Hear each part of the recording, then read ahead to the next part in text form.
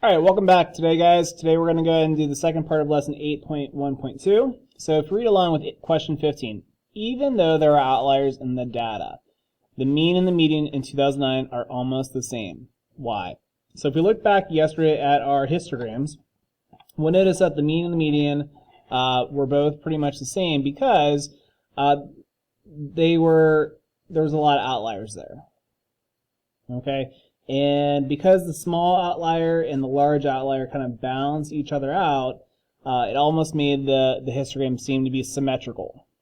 Okay, so when you have one big outlier and one small outlier, they balance each other out. So in question 16, it says, what if the 8th place jump length for 2009 was 222 inches instead? How would the mean and the median change? To answer this question, first make a prediction and then test your prediction with a calculator. So yesterday we did this with 2008. Today you guys are going to try it on your own in 2009. So I'm going to go ahead and pause the video, give you guys a few minutes to go ahead and find out how that would increase or decrease the mean or the median. And we will then go ahead and move on.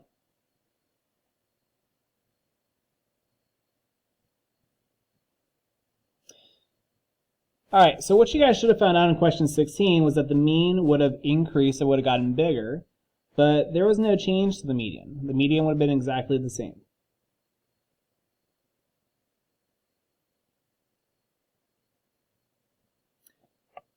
Alright, last question for today. Question 17 here.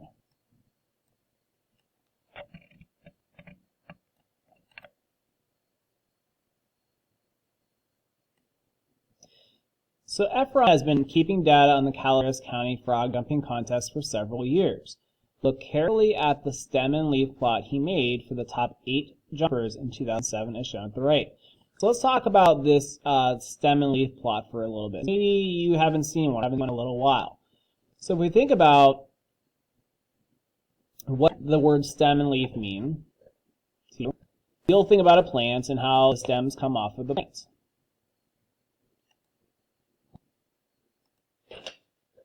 So if we look at this note up here, it says note 22-1 means 221 inches.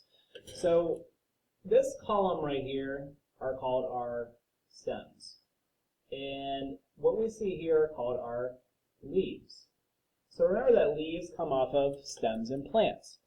It's kind of like a prefix and a suffix in language arts. This is kind of like our prefix, this is like our suffix. So this comes first, then this. So if we look at our data here, we actually have 1, 2, 3, 4, 5, 6, 7, 8 pieces of data.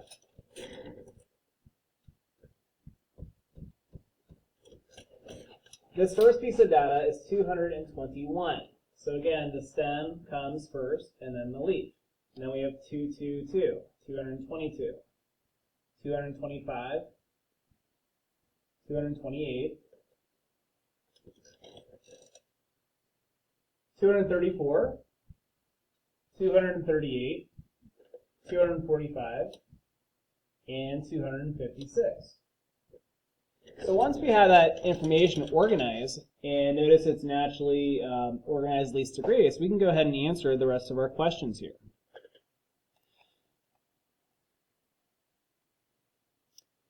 So letter A says, what is the minimum or the smallest value, and what is the maximum or the largest value? So because these are already ordered least to greatest, 221 is going to be our minimum value, or our smallest value, and 256 is going to be our maximum, or our largest value. Letter B says, are there any outliers in the data? So we want to look at our data. Is there anything unusually small or unusually large in our data? And the answer would be no. There's no apparent outliers. C, is it possible to find the median of the data?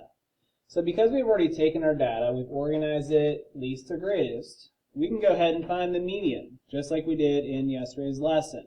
So if we cross off the first and the last, and then the next smallest and the next largest, we're eventually going to get to the middle. Okay? So right here we have two values that fall in our middle. 228, and 234. So we take these two numbers and we add them up.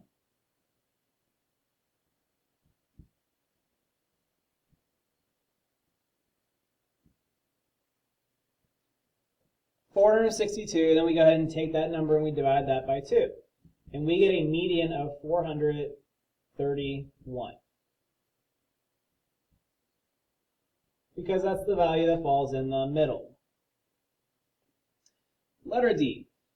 Is it possible to find the mean with the stem and leaf plot? If so, calculate it and explain what the mean tells you about the frog jumps in 2007. So again, we talked about in the last section here how to find the mean. So we have all of our data, 1, 2, 3, 4, 5, 6, 7, 8 pieces of data. So we want to go ahead and add those numbers up and divide by 8 to find the mean. So I'm going to go ahead and give you guys a minute. I'm going to go ahead and pause it. You guys pause too. And I'm going to go ahead and find the mean and see if our answers match. So if you found your mean, you should have found that your mean was 233 and 625 thousandths. So 1,869 was the sum when we added up all of our 8 sets of data. We're dividing it by 8 because remember we're equally distributing among those 8 sets of data. So on average, each of them represents 233 and 625 thousandths. So we found the mean in question D. In letter E, it says, which represents a typical jump for 2007 better, the mean or the median? Well, because our data is not, because the distribution of our data is not symmetrical, meaning a lot of our data is falling here at the lower end than at the upper end, it's not evenly distributed, we're going to go ahead and use the median. The median is going to better represent our data. So question F says, create a new stem and leaf plot for the 2006 data below. What is a typical jump? Remember, typical means we're going to use either the median or the mean for 2006. So I want you guys to go ahead and pause the video, give yourselves a few minutes to go ahead and use this information to create a new stem and leaf plot. And then we'll come back and we'll check together.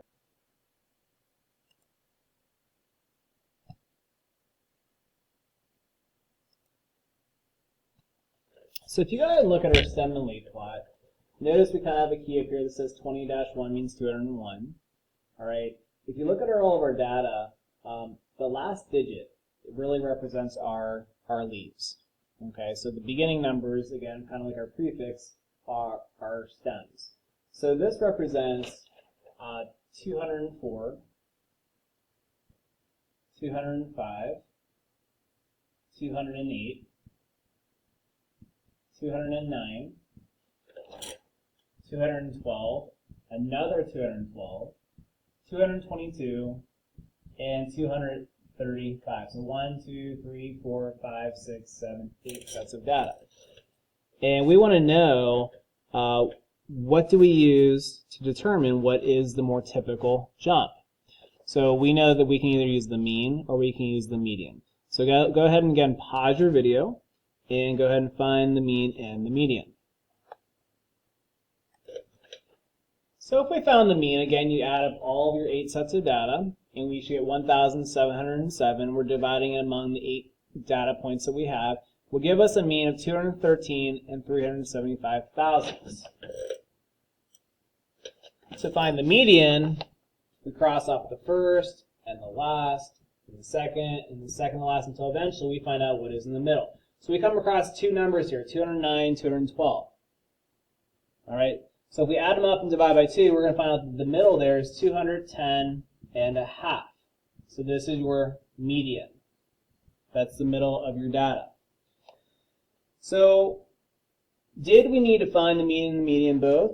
They're both used to represent a typical jump. But if we look here, how most of our data is centered at the lower end. We want to think about, is this really symmetrical data, or is our data predominantly concentrated here on the lower end? So because this data is not symmetrical, we're going to go ahead and use the median to represent a typical jump for this year in the Calaveras County frog jumping competition. If the data was more symmetrical, we would go ahead and use the mean to represent a typical distribution of data. And that is it for today. I hope you guys learned a couple new things today. If you guys have questions, please let me know, and I will see you tomorrow.